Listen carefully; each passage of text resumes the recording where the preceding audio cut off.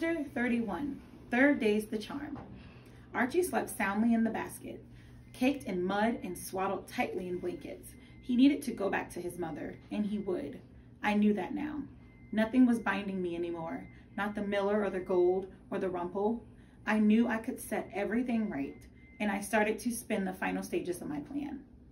Bet you thought you were being clever, said Frederick.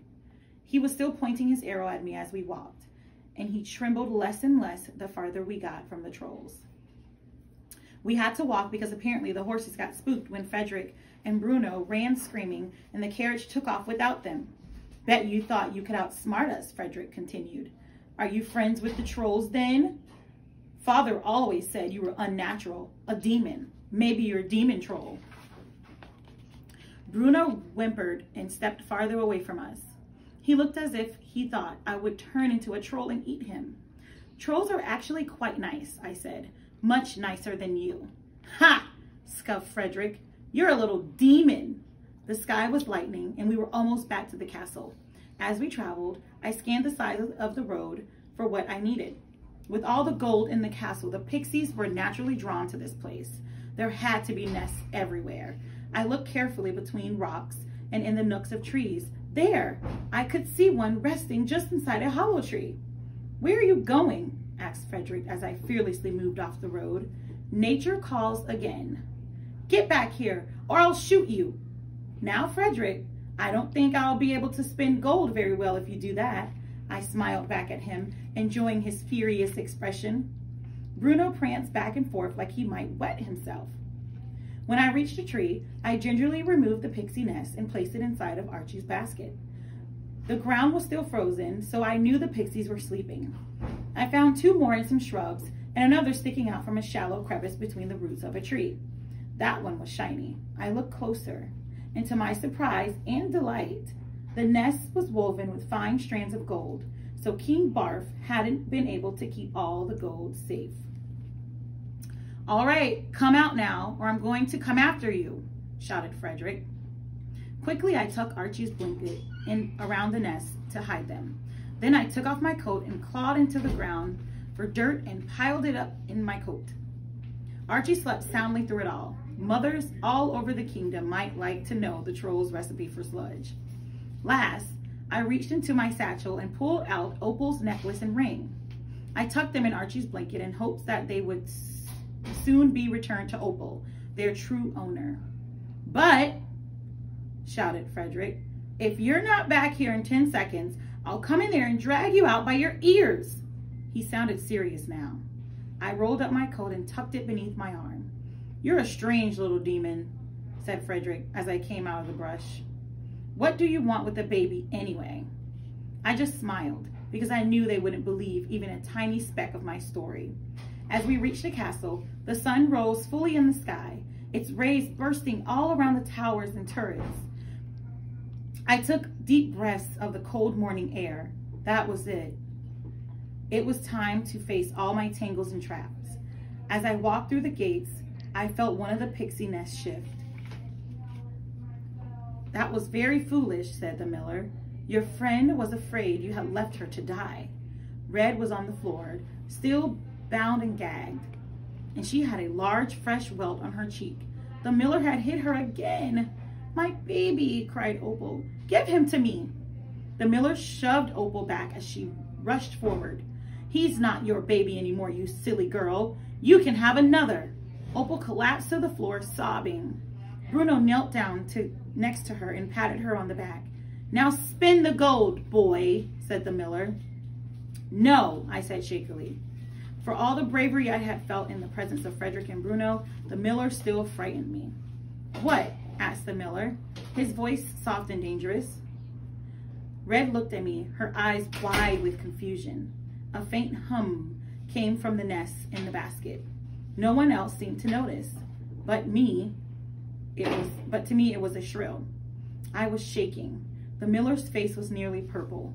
He clenched and unclenched his fists. All the power I had felt just hours before had abandoned me. My words felt small and weak. I won't spin, I whispered. Oswald stepped closer to me. His belly pressed against Archie's basket in the nest. The humming grew louder. Archie began to squirm, and he chirped like a small bird. Or was it the pixies chirping? Not much time. We made a bargain, boy. What do you think will happen to your little friend if you don't keep your bargain? Bargains, bargains, the bargain! I saw it now. You have not kept your bargain either, I said. What? Snarled Oswald. Your friend is still alive. I could have... This is what you promised. This is not what you promised. You promised my friend unharmed. Clearly you have broken your promise, so there is no bargain. The miller's face turned a deeper red than his cherry tomato tunic. He clawed at the pile of gold next to him as though he thought to strangle me with it. But then he shouted with alarm when he realized that he could not pick it up. Just as the opal before, the magic would not let the miller have the gold.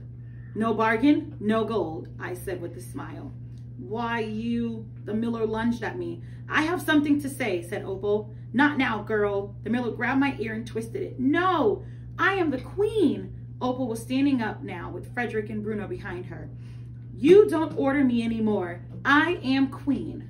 The miller released me, shoving me so hard I crumpled to the floor, barely catching Archie in the basket. One nest plopped to the floor with a pixie emerged from it sleepily. He fluttered to my hand. You, said Opal, pointing a trembling finger at me, you told me if I guessed your name in 3 days, you would give me back my child. I stared at Opal. She wanted to play guessing games now. I don't know, she screamed. You promised, and I'm going to tell you your name, and then you will give me back my baby. She paced before me. Everyone was silent, waiting to see what she would do. Is your name Robert? No. Dan? No. It's not Balthar or Spindle Shanks or Crucial Shanks. I know what your name is, she whirled at me, full of gleeful triumph. Is your name Rumpelstiltskin? She tilted her head back and laughed. Behind her, Frederick and Bruno grinned, like they had some delicious secret. They must have heard me say my name by the apple tree. Rumpelstiltskin, yes, that was my name. I had almost forgotten, just for a moment. I had still been Rump, small and helpless. But I wasn't small anymore. I wasn't stupid. I wasn't weak.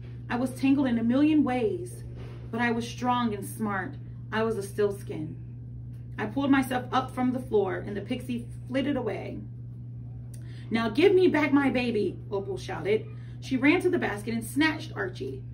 Another nest rolled to the floor. Opal screamed when she looked at Archie, seeing the mud caked on his face. What have you done to him, you demon? She rushed at me, claws outstretched, teeth bared like a wild beast. Now was the time. It all happened in a moment, but somehow my brain sped up so that everything around me slowed down. All the things I knew now, my name, my destiny, my power, they all converged and made me strong. My mind cleared so I could do what I had to do.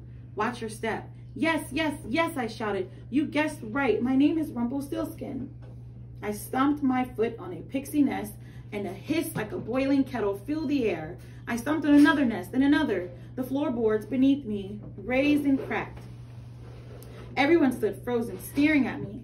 The buzz rose to shrieks, and then the room exploded with pixies. Opal screamed and hovered over her baby while the miller and his sons flailed their arms and legs. I shook out my coat and dumped dirt all over Red and myself just as the pixies pelted towards us. They swerved around the cloud of dirt and aimed instead for Miller and his sons.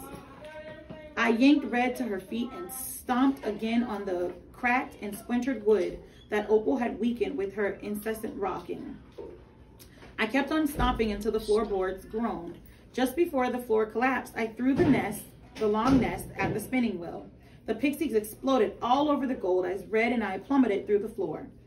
We landed in a pile of potatoes, mashed potatoes now, in the castle kitchen. Martha screamed, hovering above us with the long knife. Oh, she exclaimed when she saw my face. It's you, Robert. She lowered her knife. I stood up and brushed myself off. Hello, Martha. Could I borrow that? I took the knife in her hand and cut the ropes from Red's wrists and ankles. She pulled off her gag and gasped for air. Martha looked from the ceiling down to Red and me. The shouts, the screams echoed above us. The Pixies must be going nuts with all that gold. Robert, what in the world? My name isn't really Robert, I said to Martha. It's Rumpelstiltskin. Rump what? Said Martha. Rumpelstiltskin. Instead, isn't that a wonderful name? I'll tell you my whole story someday. It's a really good one. But now isn't the best time. May we? I nodded in the direction of the kitchen door. Martha simply gaped. She looked from me back up to where shrieks and screams and stomps rattled the ceiling. I took Red's hand and walked toward the door. Wait, said Martha. Take some pies. We grabbed the food, thanked Martha, and then ran for it.